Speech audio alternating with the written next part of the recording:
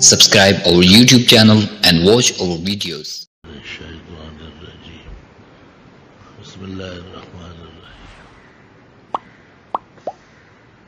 ولا يأتونك بمثل إلا جئناك بالحق وأحسن تفسيرا وقال رسول الله صلى الله عليه وسلم القرآن حبل الله المتين وهو النور المبين والشفاء العظيم أخرجه أصحاب السنن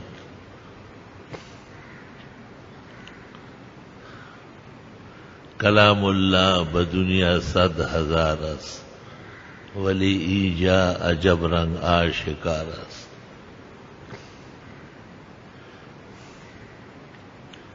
جمیع العلم فی القرآن لیکن تقاصر عنہ افہام الرجال. آج کل دور تفسیر اور ترجمہ قرآن کا موسم ہے. 15 شعبان سے 23 رمضان المبارک تک اللہ تعالیٰ کے فضل احسان مہربانی اور توفیق رفیق سے یہاں جامعہ میں بھی 30 سال سے قرآن شریف کا دورہ ہے اور اللہ کے خلائق شرق اور غرب میں قریب اور بعید کے قدردان خوب مستفید ہو رہے ہیں.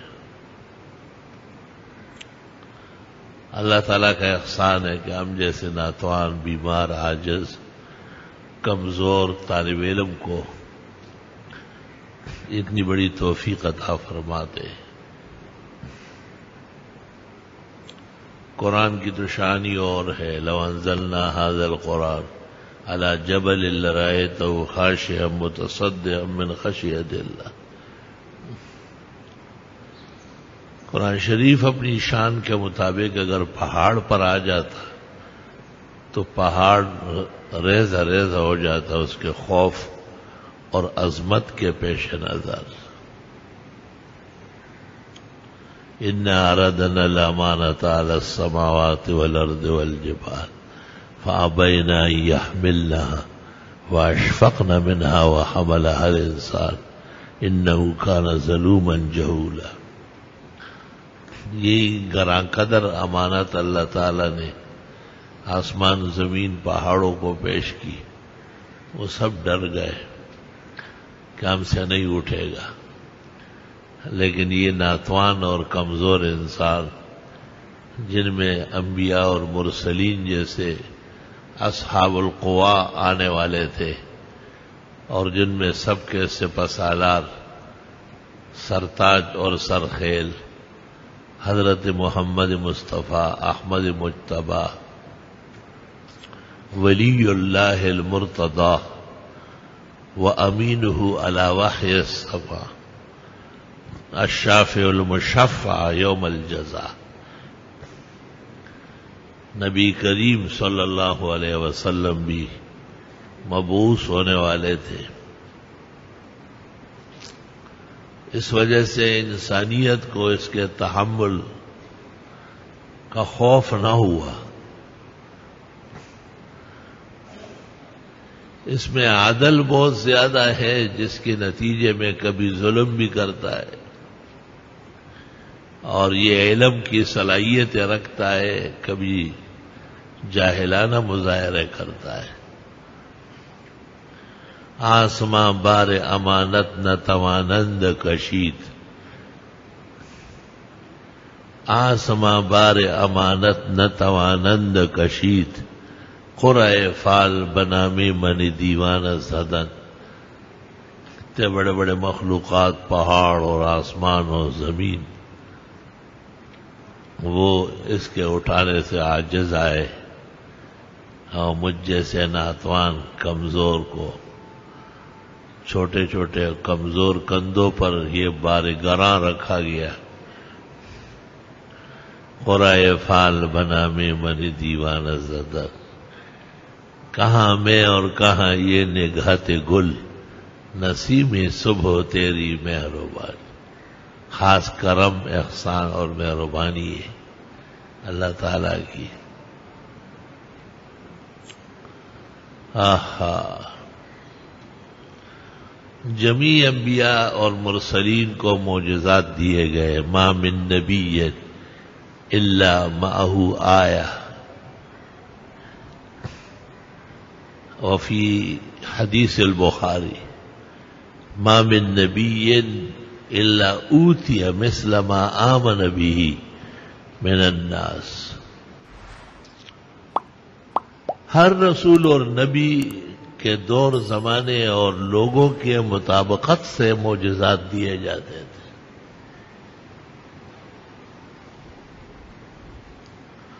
آدم علیہ السلام کے وقت میں انسانیت نئی تھی، ابھی تو پیدا ہوا ہو،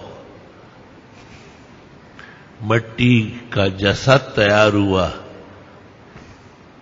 اور آسمانی روح ڈالی گئی۔ فَإِذَا نَفَخْتُ فِيهِ فَقَعُوا لَهُ سَاجِدِينَ، اور ٹھیک ہونے کے بعد روح جب آ گئی، فرشتوں کو کہا سجدہ کرو۔ امتحان بہت سخت ہوتا ہے بعض کاملین کا۔ فرشتوں کے سامنے تیار ہو گئے، زمین کے جس حصے میں کبھی بھی بنی آدم آباد ہونے والا تھا، وہاں کی مٹی منگوائی گئی اور اس سے آدم علیہ السلام کی سرش تیار کی گئی، خمیر۔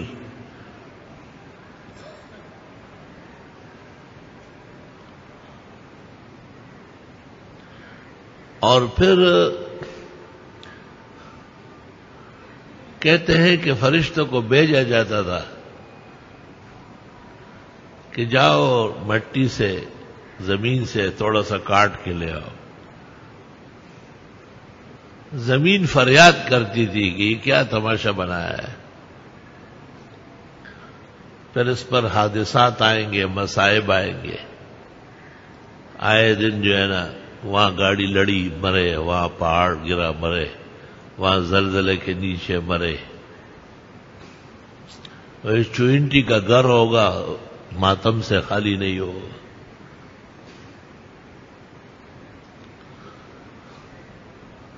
اس وجود عارضی پر یہ غرور و یہ تکبر، دیکھ مر جاتی ہے چوئنٹی پر نکل آنے کے بعد۔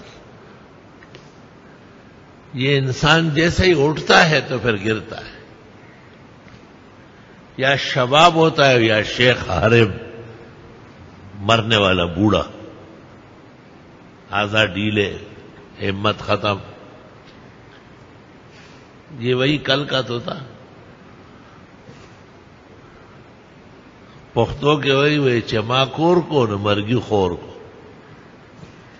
جب میں نے محنت مشقت کر کے گھر آباد کیا تو موت نے آ کر اس کو اجاڑ دیا۔ اور اس طرح جہان بنا ہے۔ جب یہ بن رہے تھے تو مٹی جب زمین سے لی جا رہی تھی تو زمین واسطے دے رہی تھی الہی کے کہ مت لو، ایک خطرناک چیز بن جائے گی۔ ایک فرشتہ آیا کہ جی بہت رو رہی ہے زمین، کا بیٹھ جا۔ آخر میں اسرائیل کو بھیجا، اس نے کہا رو رہے تو یہ کاٹو، یہ کاٹو، یہ کاٹو، کاٹو، چلو۔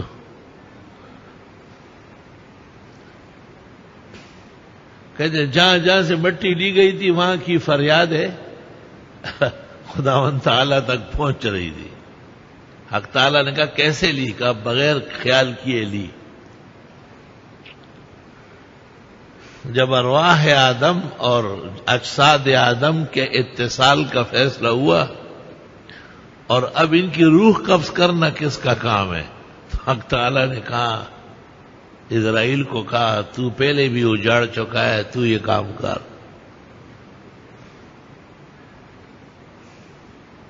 ایک حدیث میں ہے کہ اسرائیل کہتا ہے مجھے بہت شرمندگی ہوتی ہے جب بڑے پاک مقدس ہستی کا مجھے کہتے ہیں قبض کرو روح قبض کرو۔ وہ حدیث پڑھا رہے ہوتے ہیں، مصلی پہ کھڑا ہوتا ہے، وہ سٹیج پہ بیٹھا ہوا ہوتا ہے، جہان ان کے دیکھنے کے لیے بےتاب ہوتا ہے، اور اچانک موت کا فیصلہ آ جاتا ہے، لیکن میرے لیے احکام الہی ہے۔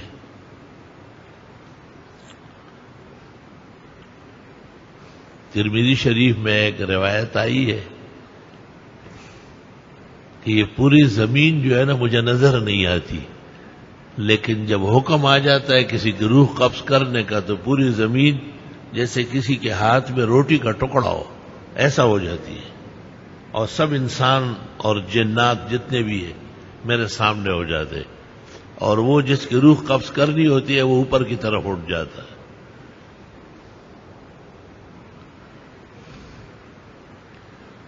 کہتے ہیں کسی کے مرنے سے 40 دن پہلے اس کو نشان لگا کے جاتا ہے ملک الموت، کہ تسلی سے رہو، آ رہا ہوں بس۔ اور اس کو ہر چیز سے غافل رکھا گیا ہے۔ اس کی صحیح گوشمالی جو کی گئی نا، اس کو جاہل بنیادی طور پہ رکھا گیا ہے۔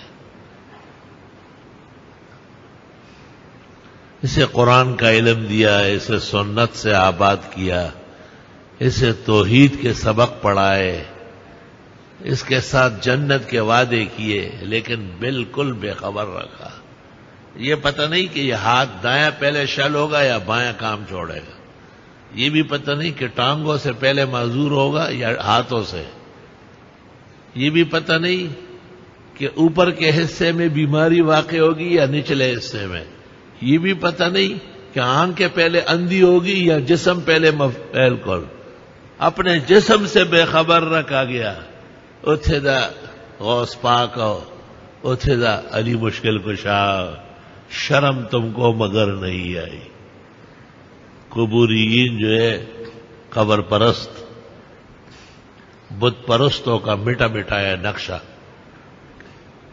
شرم و حیا ایک طرف رکھ کے باتیں کرتے ہیں۔ اسے اپنا پتہ نہیں، یہ جہان کے بارے میں اس کو کہتے کیا کہنا ہے، سب کچھ جانتے ہیں۔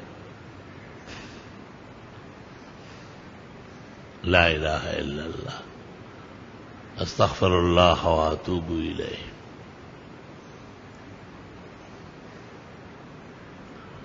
سب سے بڑا حادثہ دنیا کے اندر حضرت محمد مصطفیٰ احمد مجتبیٰ رسول اللہ المرتضی و امینہ علی وحی السماء کی وفات حسرت آیات کا واقعہ تھا۔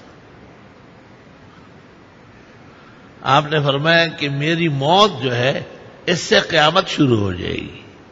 بخاری شریف میں آپ نے فرمایا قیامت کی علامات کی پہلی علامت موت ہی، میرا مر جانا، کیونکہ میں نبی آخر الزمان ہوں، اور جب میں ہی مر گیا تو زمانہ آخری شروع ہو گیا نا، ختم ہو رہا ہے۔ آپ طریقے صحابہ کو سمجھاتے تھے کہ دنیا کی چیزوں سے زیادہ دل نہ لگا رہا، میں حوض کوثر پر تمہارا انتظار کروں گا۔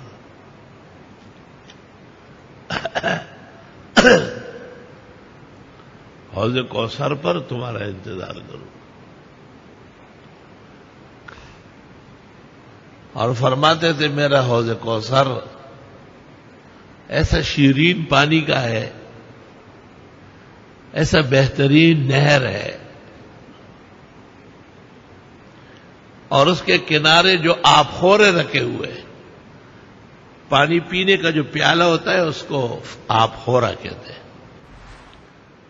کعدد نجوم السماء، آسمان میں جتنے ستارے ہیں اتنا میرے حوض کوثر کے کناروں پر آپ خورے رکھے ہوئے ہیں۔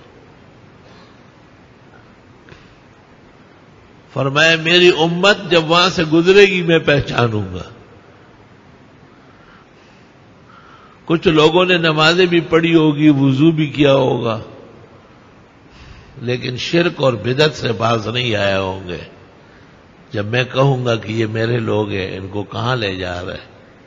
فرشتے کہیں گے جہنم۔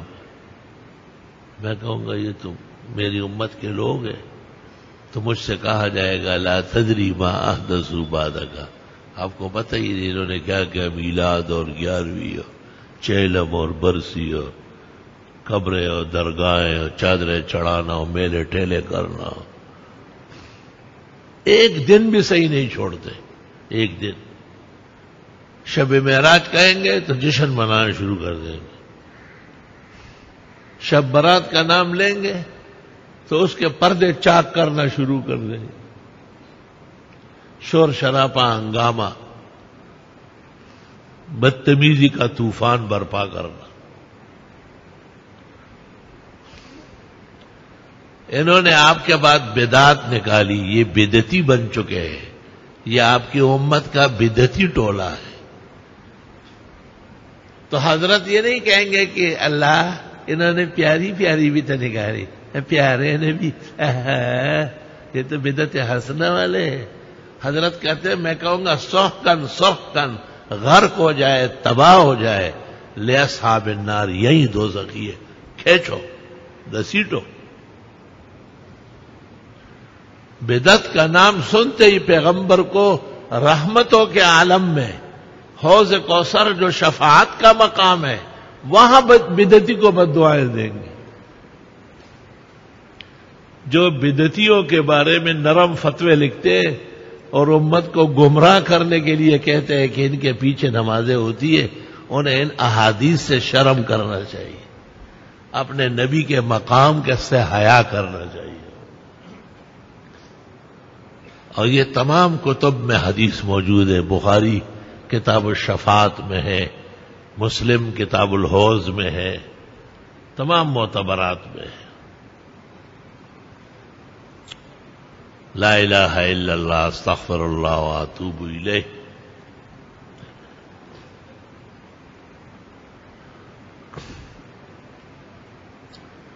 ترمذی شریف جلد اول، یہ جو عام درس کی ترمذی ہے جن پر قوت المختزی، حرف شذی وغیرہ چڑھے ہوئے ہیں، کراچی میں جو درس میں ہماری کتاب ہے، اس کے 50 صفحے پر واقعہ لکھا ہے کہ عبداللہ ابن عمر شیخ الصحابہ شاگردوں کے ساتھ کہیں چل رہے تھے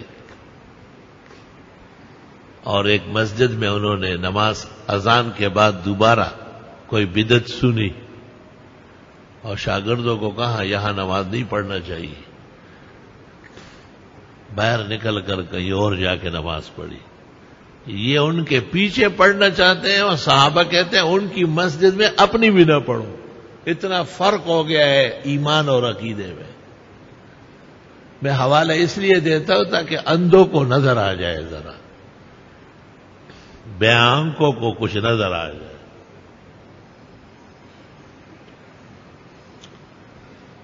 دین اور ایمان سنت کا جتنا جذبہ سینے میں ہوگا اتنا ہی بدعت سے، شرک سے نفرت ہوگی اور بہت واقع ہوگا۔ استغفر اللہ واتوب الیہ۔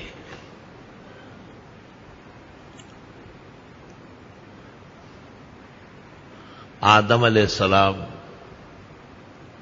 ان کے زمانے میں انسانی ضرورتیں بہت تھی، ابھی ابھی پیدا ہوا ہے، روح آ گئی، ابھی بھوک لگے گی، پیاس لگے گی، نیند آئے گی، تو کھانے کے مسائل اور کون کون سی چیزیں قابل استعمال ہے، پینے کے مسائل اور کس کس مشروب کا استعمال صحیح ہے، کھانا کھانے کے بعد اور پانی پینے کے بعد انسانی جسم میں جو ارتقاء پیدا ہوتا ہے، جسے اشتہا کہتے ہیں، اس کے لیے خود آدم علیہ السلام کے تن سے حوا کو پیدا کیا، اور اسی سے افزائش انسانیت کی ہونے لگی۔ آدم علیہ السلام کے زمانے میں اور تفصیلات نہیں تھی، ضروریات انسانیت کے نام اور کام وہ تعلیم فرمائے گئے۔ وَعَلَّمَ آدَمَ الْأَسْمَاءَ كُلَّهَا ثُمَّ عَرَضَهُمْ عَلَى الْمَلَائِكَةِ فَقَالَ أَنبِئُونِي بِأَسْمَاءِ هَؤُلَاءِ إِن كُنتُمْ صَادِقِينَ قالوا سبحانك لا علم لنا إلا ما علمتنا إنك أنت العليم الحكيم۔ آدم علیہ السلام کو تو ضرورت تھی، انسان تھے وہ، فرشتوں کو بھوک نہیں لگتی تو کھانے کیوں کھائے، جب کھائے نہیں تو پہچانے کیوں، بھلا ڈالے۔ پانی نہیں پیتے ہیں کیونکہ پیاس نہیں لگتی، تو مشروبات کی تفصیل کیوں جانے، جب کھاتے نہیں پیتے نہیں تو بیمار بھی نہیں ہوتے، بیماری کی جڑ کھانا پینا ہے۔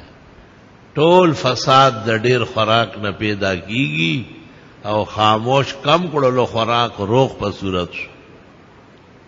سارا فساد کھانے پینے سے، جو جتنا بیمار ہے اتنا ہی کھانے کا شوقین ہے۔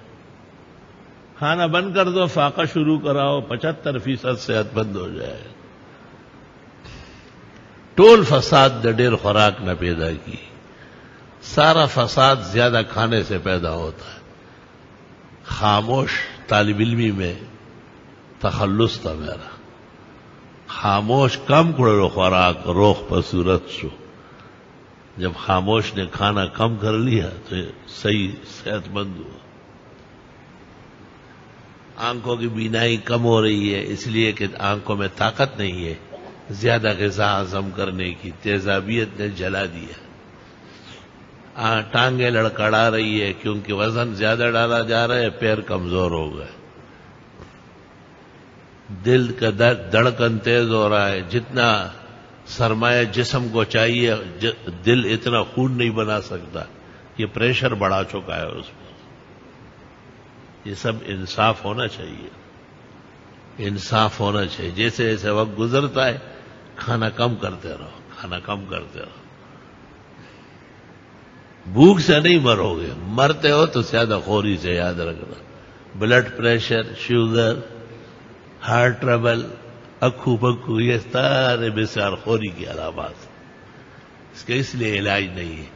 ڈاکٹر غریب کہاں کہہ سکتے ہیں کہ آپ گوشت نہ کھائے، آپ چاول چھوڑے، آپ آلو رہنے دیں، صرف شوربہ پیے، دال گھوٹ کے کھائے، روٹی نہ ڈالے۔ دیکھو کہ 77 سال کا بڈھڑا شادی کے لیے تیار ہو رہا ہے نہیں۔ اس کی تمام صلاحیتیں اور مردانگی، عروج اور ترقی کو زیادہ کھانے نے تباہ و برباد کر رہی ہے۔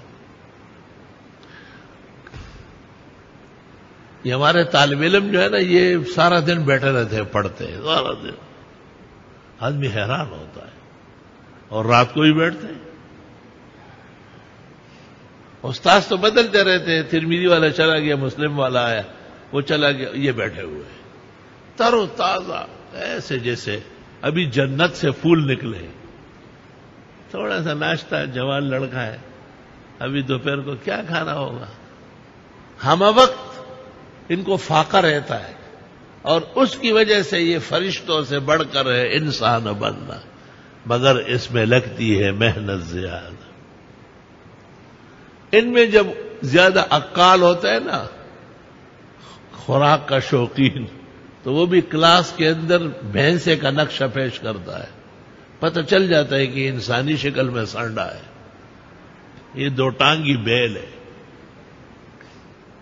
کبھی بھی ایسے لوگوں کی صلاحیت سامنے نہیں آئی، صلاحیت ان کے سامنے آئی ہے جس نے جسم کو کنٹرول رکھا، اور جس نے خوراک پر بہت پابندی لگائی اللہ نے ان کی عزت بھی بڑھائی، اللہ نے ان کو علم کا نور بھی دیا، اللہ ان کو چستی بھی. سب سے بڑی ذمہ داری جو انسان کی ہے ایمان کے بعد وہ چستی ہے کہ وہ ہمہ وقت اپنے کام کے لیے چاق و چوبند رہے.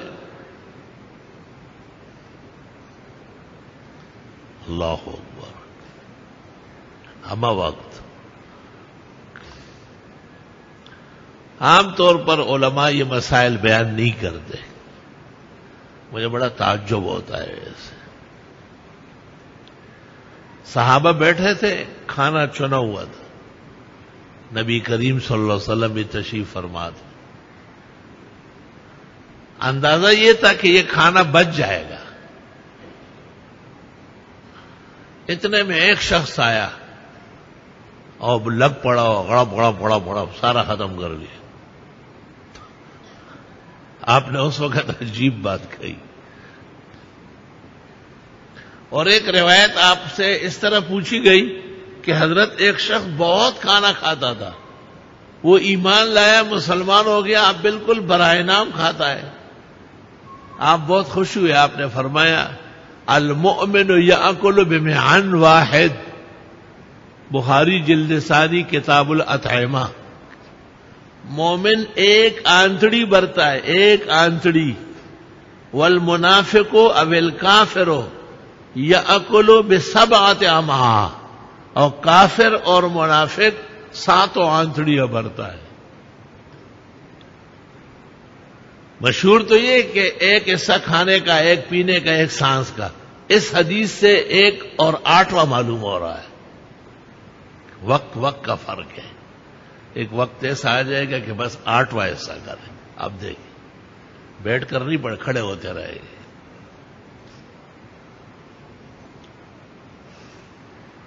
آپ نے فرمایا کہ مومن، اب اس میں اشکال بھی ہے کہ آنتڑیاں 6 ہے اور حدیث میں 7 کا ذکر آیا. تو حضرت مولانا انور شاہ کہتے ہیں والسابعہ ہی المعدہ، معدے کو 7واں آنتڑ کہا تغلیباً.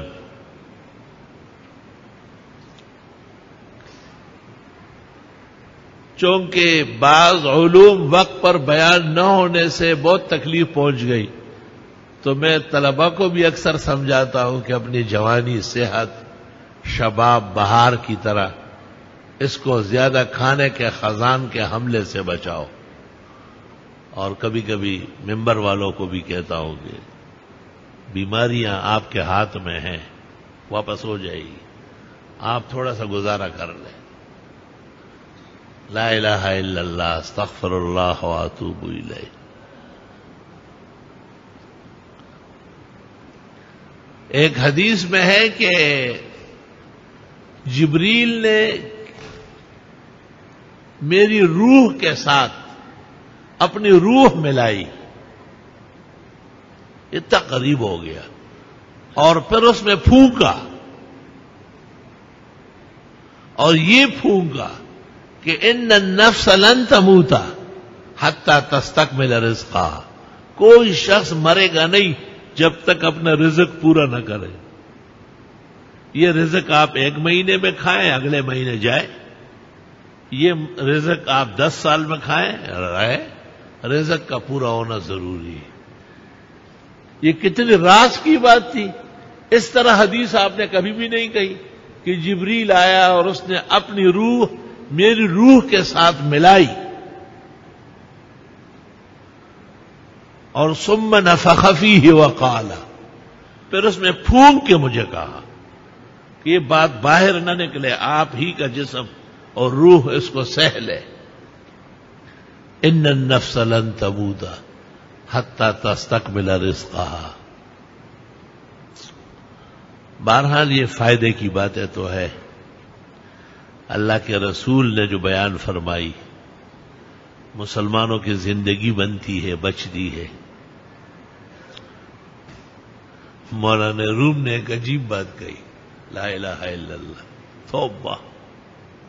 سب بزرگوں نے اپنے اپنے وقت میں شور مچایا ہے کہ اے لوگوں زیادہ کھانے سے بچا کرو، بہت خطرناک ہے. مولانا روم کہتے ہیں کہ جس طرح سانپ ڈسے اور پھر فریاد کرتا ہے بچھو کاٹے، کیا ہوا ہے؟ کہ جی سانپ نے کاٹا ہے، بچھو نے ڈسا ہے۔ اچھا، تو زیادہ کھانے کے والا کیا کرتا ہے؟ کوئی سفوف، روٹی نے کاٹا ہے، پراٹھے نے کاٹ دیا ہے، کاش کہ تجھ میں عقل ہوتی، اس کو کھانے نے ڈسا ہے۔ دا کور ٹکے دلے دا خیٹے والے شہید البطن ہے۔ مولانا کا شعر سنو کیا کہتے ہیں؟ خورد کو ند رنجور را رنجور تر، مولانا کس شان سے کہہ رہا ہے؟ خورد کو ند رنجور را رنجور تر، وہاں کے معمور استرا معمور تر۔ کم کھائیں گے تو آپ نے کھانا کھایا، زیادہ کھائیں گے تو کھانے نے آپ کو کھایا۔ مولانا کے کیسے مقدس الفاظ ہیں۔ خورد کو ند رنجور را رنجور تر، وہاں کے معمور استرا معمور تر۔ لا الہ الا اللہ، استغفر اللہ واتوب الیہ۔ انبیاء علیہ السلام کی زندگی، صحابہ کی، تابعین و اتباع کی دیکھ کر حقیقت ہے اپنے اعمال پر شرم آ جاتی ہے۔ وہ تو باتیں تمہارے، بتاؤ تم کیا ہو؟ وما جعلناہم جسدا لا يأكلون الطعام وما كانوا خالدين۔ ہم نے پیغمبروں کو ایسا جسم نہیں دیا کہ کھائے نہیں۔ دیکھیں ذرا، اگر نہ کھاتے تو پھر مرتے کیسے؟ لا الہ الا اللہ۔ وما كانوا خالدين، اگر نہ کھاتے تو پھر مرنا دشوار تھا۔ یہ کھانا پینا زندگی کا قوام بھی ہے، اور یہ فنا اور تباہی کا سبب بھی ہے۔ اللہ ہمیشہ سے ہمیشہ رہے گا، نہ تو خوردن نہ تو گفتن، کوئی کھانا پینا نہیں، نہ نیازات بولادت نہ بفرض لتو حاجت۔ احد لیس کمثلی صمد لیس کفضلی۔ احد صمد ہے، اس کو کھانے پینے کی کیا ضرورت؟ فرشتوں کو اپنے نظام کے لیے رکھا، فالمدبرات امرا، تو فرشتوں کو بھی کھانے پینے سے اٹھا لیے، اور فرشتوں کو عالوی مخلوق کہا، بالائی، اوپر والا۔ آتے ہیں زمین پہ کام کاج کرتے ہیں، ہے اصلاً۔ اب قرآن کو دیکھو، ایک آیت کو دیکھو ذرا۔ قرآن ایک مقام پر کہتا ہے کہ یہ انسان ہے کیا چیز، یہ جتنا بھی بڑا ہوگا یہ میرے اختیارات کا حصہ دار نہیں ہے، یہ نہ نفع میں اختیار رکھتا ہے اور نہ ضرر پہنچانے ہٹانے میں رکھتا ہے، یہ کچھ بھی نہیں۔ ام للانسان ما تمنا، جو یہ چاہے گا وہی ہوگا۔ فللہ الآخرۃ والأولی، یہ تو اللہ کا منصب ہے، اس کو تو الوہیت کہتے ہیں کہ جیسے چاہے اس طرح ہی۔ وَكَم مِّن مَلَكٍ فِي السَّمَاوَاتِ، دیکھو ذرا، آسمانوں میں کتنے فرشتے ہیں، لا تغنی شفاعتہم شیئا، کچھ بھی نہیں کر سکتے، نہ کسی کو چھڑا سکتے اور نہ کسی کو پکڑوا سکتے، بتانے کے لیے کہ تم زمینیوں کو معبود کہتے ہو، یہ مشکل کشا، یہ حاجت رہا، یہ بابا دی نگری، یہ اتھے دا نگری، او کمکل، او بیہودہ انسان، یہ زمینی چھوڑو، یہ تو نہیں تھے اور آئے اور پھر ختم ہو رہا ہے۔ ان کی تو قبریں اس لیے بنی تاکہ دنیا عبرت حاصل کرے کہ وہ نبی، وہ ولی، وہ متقی، وہ پارسا، وہ معجزات اور کرامات والا جو کبھی انہی سے وابستگی تھی، آج زمین کے اندر جا چکے ہیں۔ میں تمہیں وہ مخلوق بتاتا ہوں جن کو ابھی میں نے موت نہیں دی، جو بیمار نہیں ہوئے، جنہیں بھوک نہیں لگتی، جنہیں پیاس نہیں لگتی، جو تھکتے نہیں، جن کے ہاں اولاد نہیں ہوتی، جن کے ہاں کوئی میت نہیں ہوئی، فرشتے۔ وَكَم مِّن مَّلَكٍ فِي السَّمَاوَاتِ، کتنے فرشتے ہیں آسمانوں میں، لا تغنی شفاعتهم شیئا الا من بعد ان یاذن اللہ لمن یشاء ویرضا۔ شفاعت برحق ہے، انبیاء بھی کریں گے، علماء بھی کریں گے، صلحاء بھی کریں گے، معصومین بچے بھی والدین کی کریں گے، حافظ قرآن اپنے رشتہ دار و اقرباء کی شفاعت کرے گا جب حافظ رہے۔ ایسا نہیں کہ ٹیڑھی بن جائے اور جاپانی بن جائے، اس کے باپ کا ٹھیکہ نہیں ہے۔ قرآن کے سامنے رہے اور قرآن کو لے کے اللہ کے دربار میں جائے، تب حافظ حافظ ہے۔ شہداء بھی شفاعت کریں گے، لیکن یہ اللہ کے اذن سے، اللہ کی اجازت سے، خود کچھ نہیں کر سکتے۔ خود خدا کے سامنے سارے بے بس، عاجز۔ ہمارے پیغمبر جس جیسی مخلوق اللہ نے پیدا نہیں کی، اولین اور آخرین کے افضل، اکرم، اعظم، اشرف، انسانیت اشرف المخلوقات ان کی وجہ سے، لیکن ان کا حال لے کے کیا ہے؟ نماز ختم ہوتے ہی اللہم انت السلام ومنک السلام تبارکت یا ذا الجلال والاکرام۔ اللہ آپ ہمیشہ سے سلامت ہے اور سلامت رہیں گے۔ کسی کو سلامتی ملی تو آپ سے ہی ملے گی۔ شان آپ کی بلند ہے اور عزت دینے والے آپ ہیں، تیرے جیسے کوئی نہیں۔ اس میں اشارہ فرمایا کہ میں آج ہوں کل نہیں ہوں، آپ ہمیشہ رہیں گے۔ کبھی آپ فرض نماز کے بعد سلام پھیرتے ہی اللہم لا مانع لما اعطیت، خدایا آپ دینے لگے کوئی روکنے والا نہیں، ولا معطی لما منعت، آپ نہ دے کوئی دینے والا نہیں، ولا ينفع ذا الجد منک الجد، بڑے زور اور طاقت والا بھی تیرے مقابلے میں نہیں چلے گا، ختم ہو جائے گا۔ لا الہ الا اللہ وحدہ لا شریک لہ، یہ بھی آپ فرض نمازوں کے بعد پڑھتے تھے، بہت مبارک کلمہ ہے۔ لا الہ الا اللہ وحدہ لا شریک لہ، لہ الملک ولہ الحمد وعلی کل شیء قدیر۔ ترمذی میں یحیی و یمیت وہو حی لا یموت ابدا ابدا، ذوالجلال والاکرام کے الفاظ بھی آئے ہیں، صحاح میں صرف مختصر ہے۔ عرفات کے میدان میں 1.25 لاکھ صحابہ کا مجمع تھا۔ محدثین کہتے ہیں کہ 1.25 لاکھ تو معروفین تھے، متصفین بالاسامی تھے، معلوم لوگ۔ اس سے زیادہ 5 لاکھ سے متجاوز کا مجمع تھا، جو عوالی کے لوگ تھے، جو اعراب تھے، جو جبال کے تھے، دور دراز سے آئے تھے۔ آپ نے اس وقت کہا دعائی و دعاء الانبیاء من قبلی۔ عرفات میں ایک مولوی صاحب ملا، کتاب ہاتھ میں تھی، میں یہ کیا چیز ہے؟ اس میں عرفات کی دعا ہے۔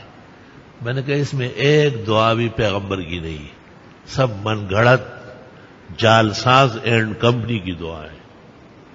پیغمبر تو بخاری مسلم میں کہتے اس مقام پر عرفات کے دن جو دعاؤں کا لمحہ ہے، میری اور مجھ سے پہلے تمام انبیاء کی دعا صرف یہ ہے، لا الہ الا اللہ وحدہ لا شریک لہ، لہ الملک و لہ الحمد و علی کل شیء قدیر.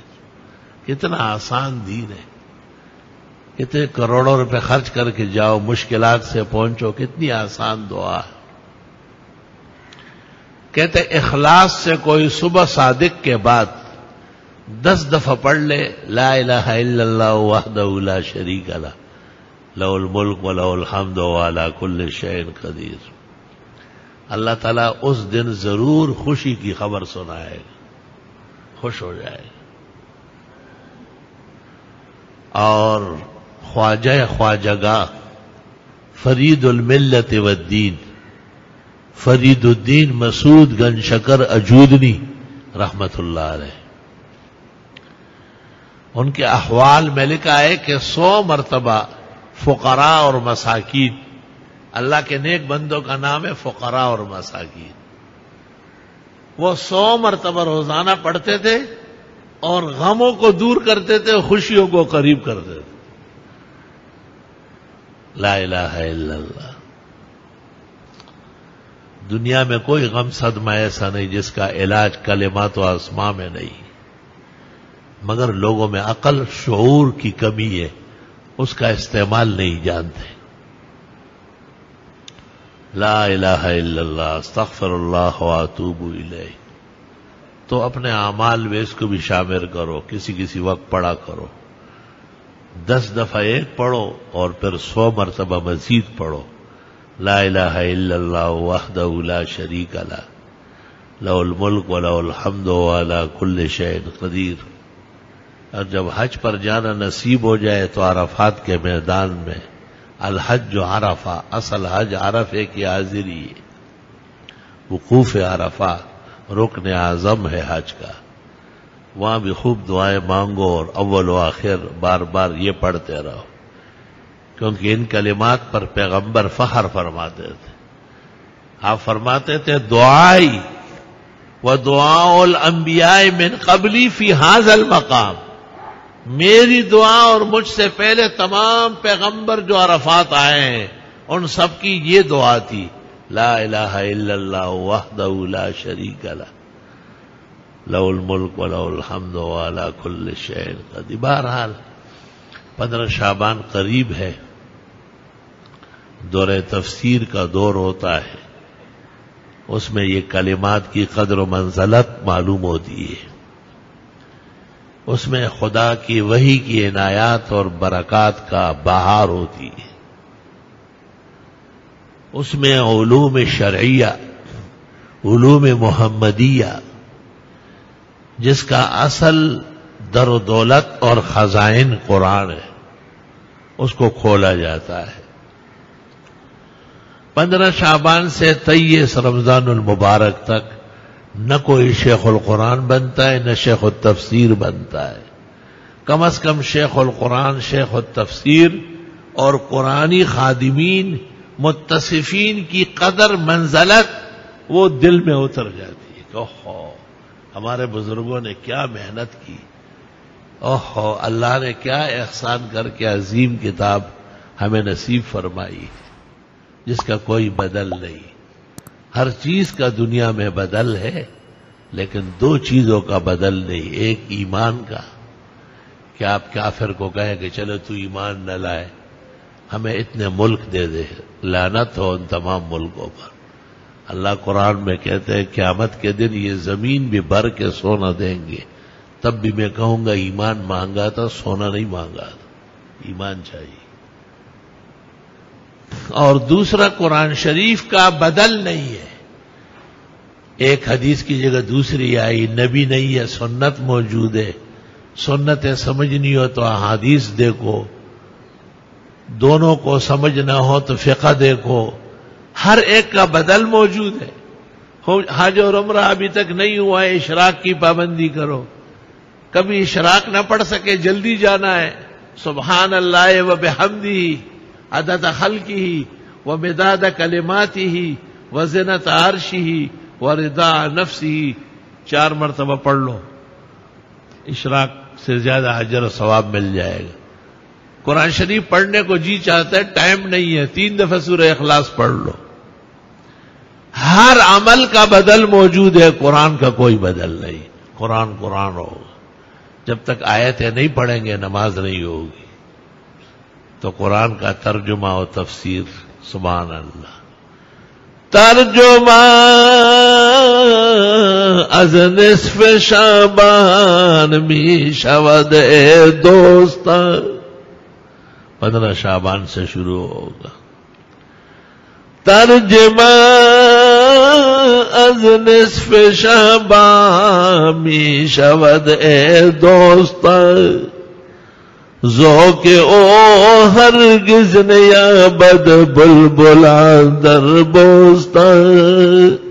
اس کا ذائقہ اور لذت اور شیرینی کسی بلبل کو پھول اور گلاب سے بھی نہیں ملا ہوگا جو قرآن کے علوم سے نصیب ہوتا ہے.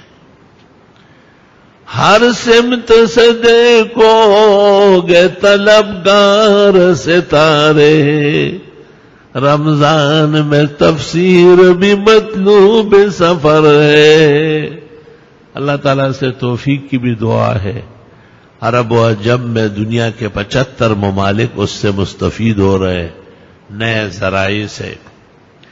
ہمارے دینی مدرسوں کے طلباء علماء تو قدر کرتے ہی ہیں، وہ تو اصل ہے، اس کے وارث ہے. ان سے تو جہان آباد ہے.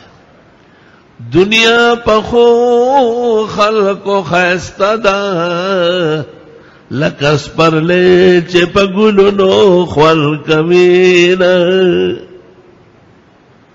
ندی عاجز و فقیر شعر ہے.